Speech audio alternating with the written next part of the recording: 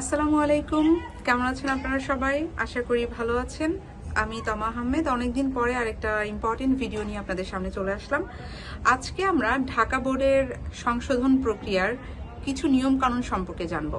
আর এর মধ্যে আমি আসলে আপনাদের অনেক কোশ্চেন পেয়েছি, সেগুলোর অ্যান্সার দেওয়ার চেষ্টা করব আজকে। আশা করি এগুলো আপনাদের সবার জন্যই খুব উপকারে আসবে যারা জানেন না। তো আমরা প্রথম কোশ্চেনেই চলে যাই। অ্যাপ্লিকেশন করার পরেও কেন বোর্ড থেকে কোনো মেসেজ পাচ্ছে না?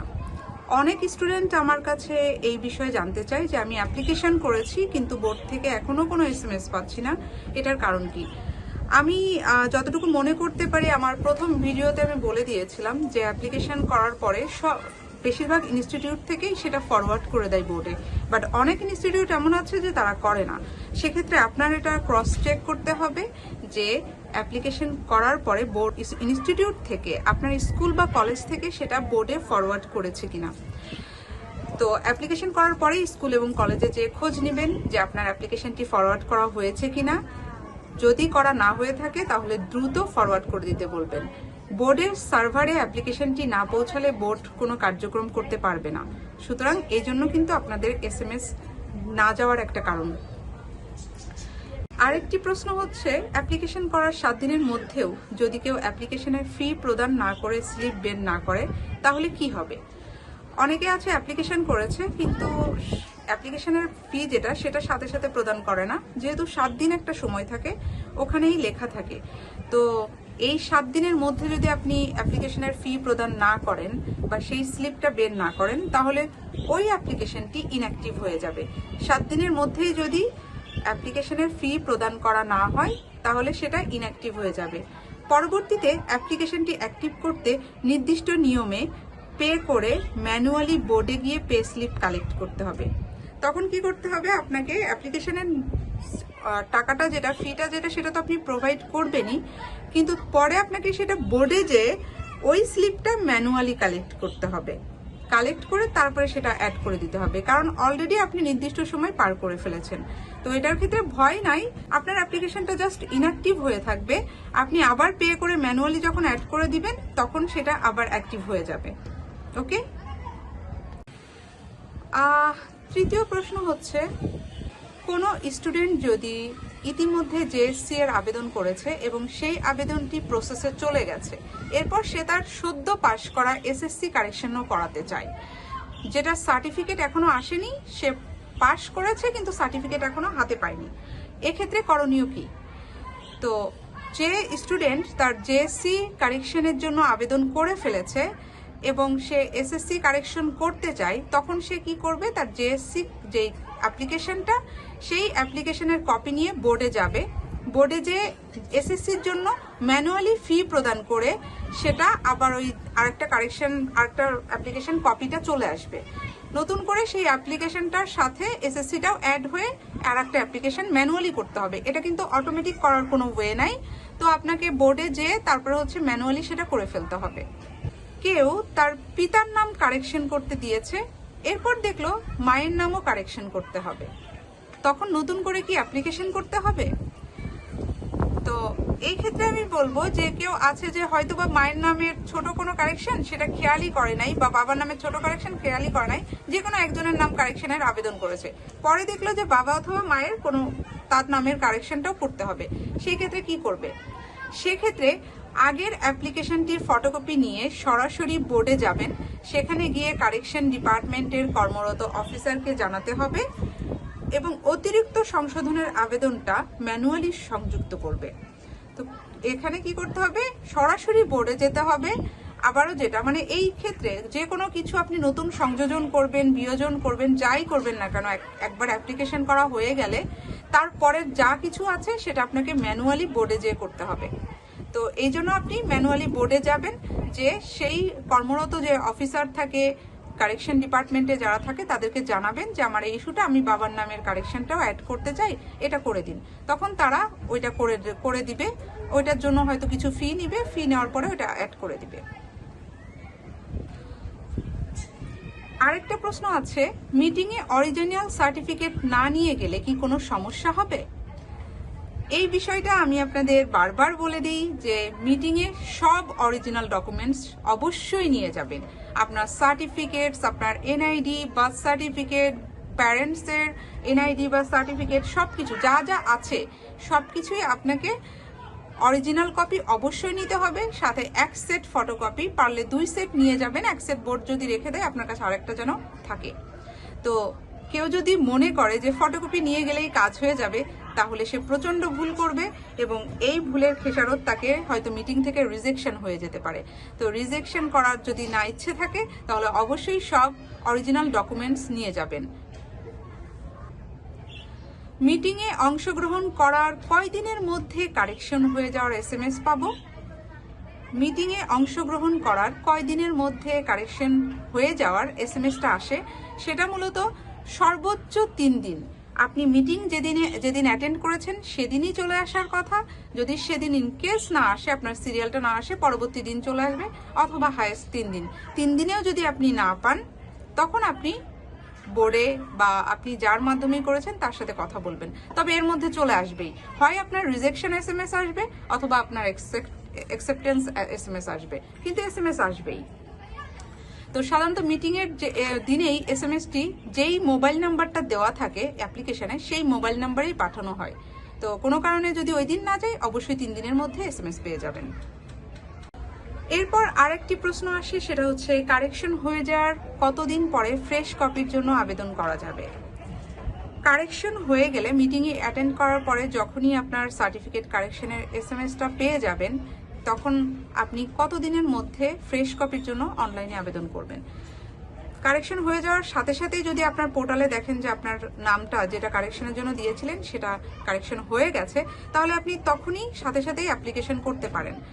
যদি নাম কারেকশন দেখেন যে হয়নি, তাহলে আমি বলবো যে আপনি 5-6 দিন ওয়েট করবেন, 3 থেকে 6 দিন ওয়েট করবেন যে আপনার নাম কারেকশনটা পোর্টালে হয়ে গেছে কিনা।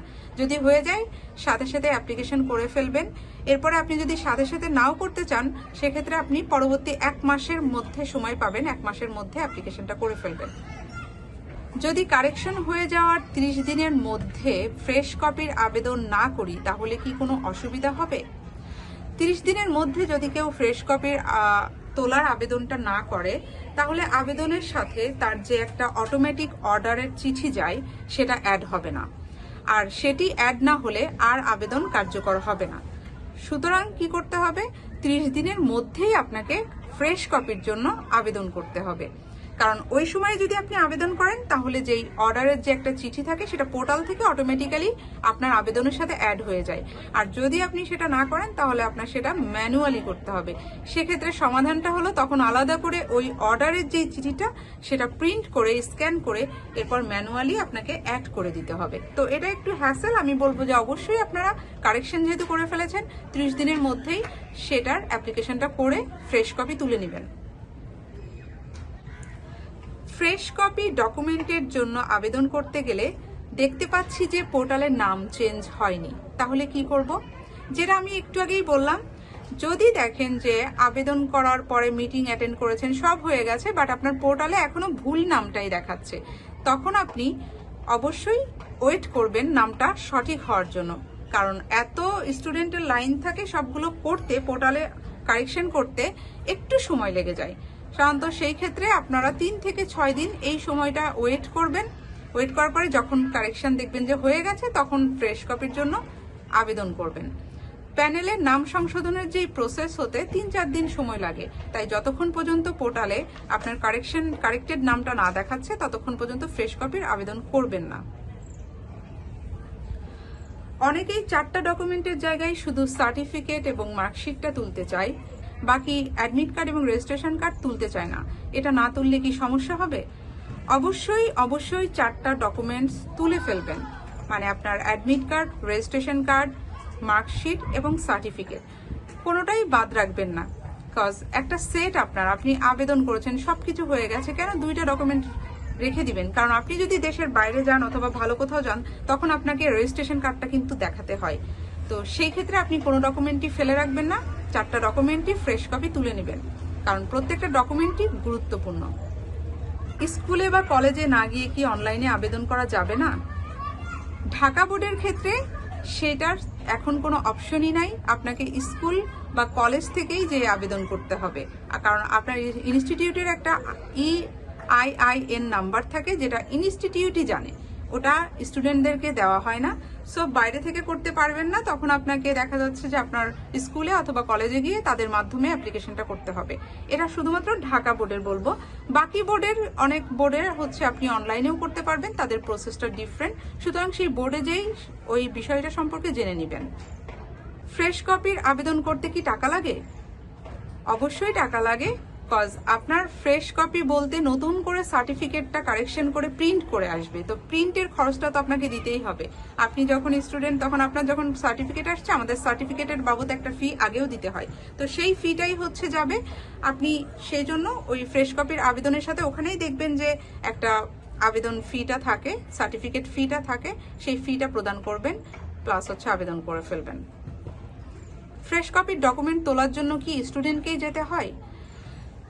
স্টুডেন্ট নিজে গেলেই সবচেয়ে ভালো, কারণ তার ডকুমেন্টস, সে গেলে আর কোনো তাদের কাছে কোনো কোয়ারিজ করতে হয় না। তবে যদি কোনো কারণে সে না যেতে পারে, তাহলে একটি অথরাইজেশন চিঠি যে যাবে তার কাছে দিয়ে দিবে। হয়তো তার বাবা, ফার্স্ট ব্লাড অথবা স্পাউস যেতে পারে, তো সে যখনই যাবে সাথে একটা অথরাইজেশন চিঠি দিয়ে দিবে এবং অরিজিনাল ডকুমেন্টসের কপিগুলো দিবে, কারণ সেগুলো জমা দেওয়ার পরেই কিন্তু তারপরে তাকে ফ্রেশ কপিটা দিবে। তো আগে এটা দিত, এখন এই ব্যাপারে বোর্ড অনেক সতর্ক হয়ে গেছে। সুতরাং স্টুডেন্ট নিজে গিয়ে ফ্রেশ কপি তোলাটাই সবচেয়ে ভালো। না হলে তার অবশ্যই ফার্স্ট ব্লাড, তার NID নিয়ে যাবে এবং তার অথরাইজেশন চিঠি নিয়ে তারপরে হচ্ছে সেই ডকুমেন্টসটা তুলতে পারবে। কতবার মিটিংয়ে অংশগ্রহণ করা যায়? একটি আবেদনের প্রেক্ষিতে প্রথম অবস্থায় একবারই অংশগ্রহণ করা যায়। আপনি একটি আবেদন করলে একবারই মিটিংয়ে অ্যাটেন্ড করতে পারবেন। তবে কোনো কারণে যদি আপনি মিটিংয়ে অ্যাটেন্ড করতে না পারেন অথবা রিজেকশন হয়ে যান, তখন ম্যানুয়ালি বোর্ডে গিয়ে আবার আপনাকে দ্বিতীয় মিটিংয়ের জন্য রিকোয়েস্ট করতে হবে। তো সেই ক্ষেত্রে যখন কেউ আছে যে হয়তো মিটিংয়ের ডেটে সে কোনো কারণে, অনাকাঙ্ক্ষিত কোনো কারণে মিটিংয়ে অ্যাটেন্ড করতে পারে নাই, তখন সে কি করবে, তখন বোর্ডে যাবে, যে আবারও রিকোয়েস্ট করবে যাতে করে সে আবার পুনরায় একটা মিটিংয়ের SMS পায়। ঠিক আছে, তবে সেটা একটু সময় সাপেক্ষ ব্যাপার হবে, তার জন্য একটু অপেক্ষা করতে হবে।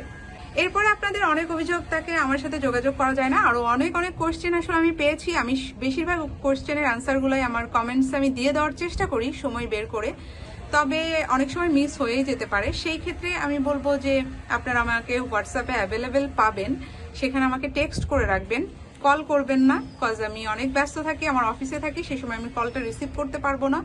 সো আমি চাইবো যে আপনারা টেক্সট করে রাখবেন, একটু বিস্তারিত বলে রাখবেন আপনার ইস্যুটা কি, তারপরে আমার কাছে গাইডলাইনটা চাইলে সবচেয়ে ভালো হয়। সেক্ষেত্রে আমার এই নাম্বারে, হোয়াটসঅ্যাপ নাম্বারে এবং টেলিগ্রামে এই নাম্বারে পাবেন, সাথে আমার ইমেল অ্যাড্রেস এটাতে পাবেন। ওকে, তো আপনারা ভালো থাকবেন। আমি খুব শীঘ্রই আরেকটি ভিডিও নিয়ে আসবো মাদ্রাসা বোর্ড সম্পর্কে।